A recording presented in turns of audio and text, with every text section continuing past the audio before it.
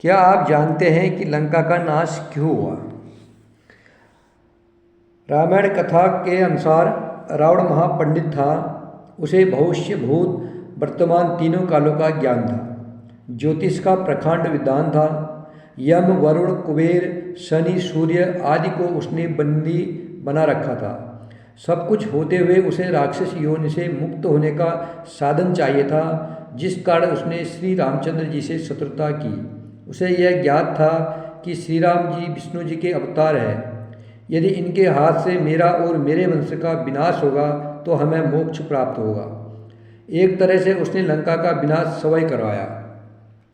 एक लोकोक्ति कथा के अनुसार उसने अपनी बहन शूर्पणखा का ब्याह एक राजकुमार से करा दिया। कुछ दिनों बाद समय अनुसार शूर्पणखा को एक पुत्र उत्पन्न हुआ। लगभग 10 वर्ष की आयु में ही उसका पुत्र बहुत बड़ा धनुर्धर और वीर हुआ।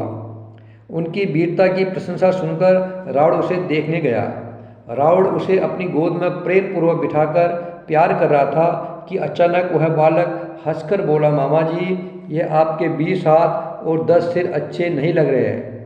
कहो तो जो अधिक संख्या में है, अर्थात 18 हाथ और 9 सिर अपनी तलवार से काटकर फेंक दो, तब एक सिर और 2 हाथ रह जाएंगे। अपने भांजे के मुख से ऐसा उच्चारण सुनकर रावण क्रोध से आग बबूला हो गया। उसने शूर्पणखा के पुत्र को अपनी गोद से उतार दिया और अपने घर चला आया। उधर जब शूर्पणखा अंदर से आई तो रावण को वहां उपस्थित न पाकर अपने पुत्र से पूछने लगी, बेटे, तेरे मामा जी कहाँ गए? तब बालक ने कहा, मामा जी चले गए। शूर्पणखा ने पूछा, क्यों? वह बालक कहने लगे कि मैंने मामा जी से इस प्रकार कहा, बस वह क्रोधित होकर मुझे नीचे फेंक कर चले गए। इतना सुनते ही शूर्पणखा के मन में कई तरह की आशंकाएं उठने लगी। उसने अपने पुत्र से कहा, बेटे, तुम्हें इस तरह की बातें नहीं करनी चाहिए थी। अब कोई न कोई अनर्थ होकर रहेगा। तेरे मामा जी बहुत ही क्रोधी स्वभाव के हैं। यह कहकर शूर्पणखा चुप हो गई और भविष्य में होने वाले अनर्थ